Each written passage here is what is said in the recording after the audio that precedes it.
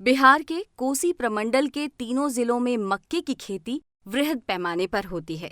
इस बार भी सहरसा, सुपौल और मधेपुरा में मक्के की अच्छी उपज हुई है। गुणवत्तापूर्ण और मांग अधिक होने के कारण यहाँ के किसान देश के अन्य राज्यों के साथ साथ विदेशों में भी मक्का भेज रहे हैं। इस वजह से किसानों को अपनी फसल की अच्छी कीमत मिल जाती है। लेकिन कोसी में मक्का आधारित उद्योग नहीं होने से किसानों में मायूसी है। किसान कुंदन यादव बताते हैं कि अगर यहाँ पर मक्का आधारित उद्योग लग जाएगा तो फसल की और भी अच्छी कीमत मिलेगी। कोसी का इलाका खास करके सहरसा, सुपौल, मधेपुरा, खगड़िया ले लीजिए, ये मक्का का हब बनता जा रहा है। यहाँ मक्का उत्पादक किसानों की संख्या बृहद पैमाने पर है, लेकिन सरकार जो है, सरकार की निष्क्रियता के चलते यहाँ के किसान लगातार निराश इसलिए हो रहे हैं कि जितनी भी सरकार बनी है इस एरिया में एक भी मक्का आधारित उद्योग नहीं लगाने के चलते किसानों का समर्थन मूल्य नहीं मिल पाता है। यहाँ के किसान खेती घाटे में जा रही है। ये सरकार पूरी तरह निष्क्रिय है। इस क्षेत्र में अगर उद्योग धंधा लगता तो निश्चित रूप से किसानों को फ़ायदा होती। हमको लग रहा है मोदी जी कहे थे 2014 में जब आए थे तो इन्होंने कहा था कि किसानों का आय दोगुना होगा, लेकिन हम लोग मक्का उत्पादक किसान हैं। हमको नहीं लगता है कि मक्का जो हम लोग खेती करते हैं, खेती महंगी हुई है और हम लोग मक्का आधारित किसान का जो है रेट मुनाफा घटते जा रहा है। क्या लगता है विदेश की कंपनियों को इसका फ़ायदा पहुंच रहा है? यहाँ के मक्का का सिर्फ वो फ़ायदा ले रहे हैं। देखिए, जब कोसी के एरिया में कोई भी उद्योग धंधा नहीं है, मक्का आधारित उद्योग नहीं है, तो निश्चित रूप से बिचौलियों को और यहाँ के कंपनियों को तो फ़ायदा होगा ही। हमको लग रहा है कि किसान को जिस तरीक़े से घाटा हो रहा है उसका 10 गुना 20 गुना ज़्यादा फ़ायदा हो रहा है बिचौलियों को, जबकि मक्का विदेश भी जाती है। हम लोगों को लगता है कि पूरे एरिया में मक्का को पीला सोना के नाम से जाना जाता है, लेकिन यहाँ का जो किसान है, जो मक्का उपजाने वाले किसान हैं, ये पूरी तरीक़ा से निराश है। उद्योग धंधा नहीं रहने के कारण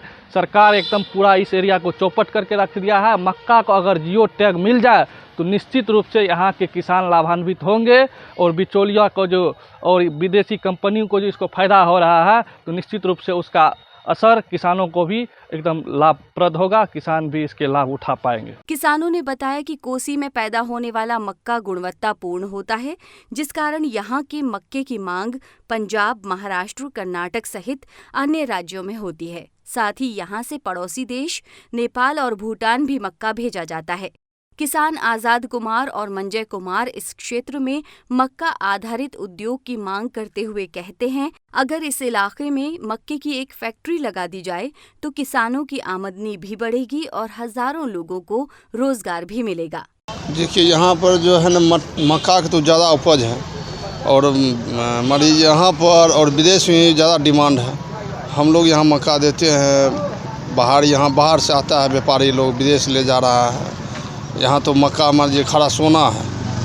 हम लोग सरकार से दरख्वास्त करेंगे कि यहाँ पर एक फैक्ट्री खुल जाए तो हज़ारों लोग को रोज़गार मिल जाएगा। तो कैसे यहाँ से मक्का कैसे बाहर जाता है? ट्रेन द्वारा जा रहा है, मालगाड़ी के द्वारा।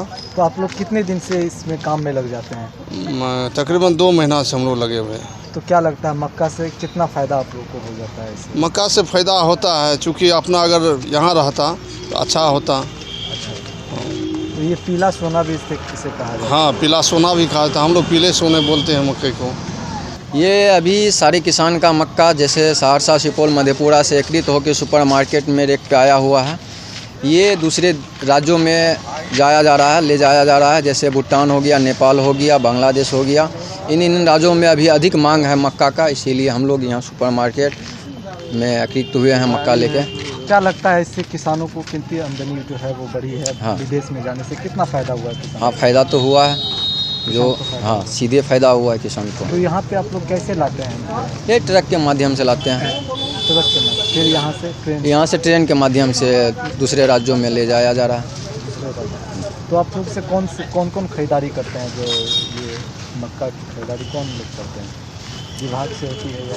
विभाग से भी आता है कुछ, जो यहाँ के बड़े व्यापारी हैं वो सब भी लेते हैं, उन्हीं के थ्रू जाता है हमारा। सहरसा के जिला कृषि पदाधिकारी ज्ञान चंद्र शर्मा ने बताया कि सहरसा में मक्का की खेती करीब 36,000 हेक्टेयर में होती है और इस बार प्रति हेक्टेयर तकरीबन 90 क्विंटल मक्का का उत्पादन हुआ है। उन्होंने आगे बताया कि अगर कोसी में मक्का आधारित प्रोसेसिंग यूनिट लग जाता है तो किसानों को 2 गुना लाभ तो मिलेगा ही, साथ ही इलाके के लोगों को रोजगार भी मिलेगा।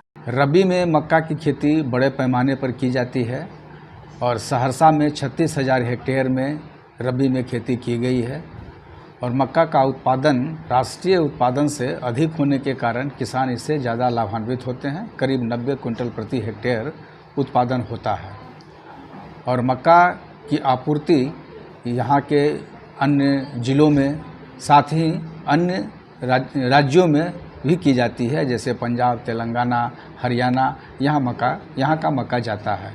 साथ ही दूसरे देश की हम बात करें तो नेपाल और भूटान में भी यहाँ का मक्का जाता है। यहाँ का मक्का अधिक गुणवत्तापूर्ण होने के कारण यहाँ के मक्का की मांग ज़्यादा है और इस मक्का से cow feed, poultry feed, sugar feed आदि बनाए जाते हैं। साथ ही मानव के लिए कॉर्नफ्लेक्स भी इससे तैयार किया जाता है। तो यहाँ के मक्का की मांग बहुत ज़्यादा है। रबी और खरीफ में हम बात करें तो रबी में गेहूं के उत्पादन और खरीफ में धान के उत्पादन से ज़्यादा लाभ मक्का की खेती करने में किसानों को होता है। खरीफ में भी मक्का के उत्पादन को बढ़ावा देने के लिए कृषि विभाग की ओर से योजनाएं तैयार की गई हैं और किसानों को अनुदानित दर पर मक्का उपलब्ध कराया जा रहा है। साथ ही इसका प्रत्यक्षण भी कराया जा रहा है, जिसमें किसानों को इनपुट पर भी अनुदान दिया जा रहा है। सर, यहाँ पे मक्का समय उद्योग नहीं है, इसको लेकर विभाग ने क्या कुछ कार्रवाई की है? और इस प्रमंडल में मक्का से संबंधित कोई प्रोसेसिंग प्लांट नहीं है। यदि इसकी स्थापना की जाती है तो यहाँ के किसानों को निश्चित तौर से और ज़्यादा फायदा होगा। क्या इसको लेकर विभाग को आपने अवगत कराया कि यहाँ पे प्रोसेसिंग प्लांट बनाने की योजना कृषि विभाग से नहीं बल्कि उद्योग विभाग से की जाएगी।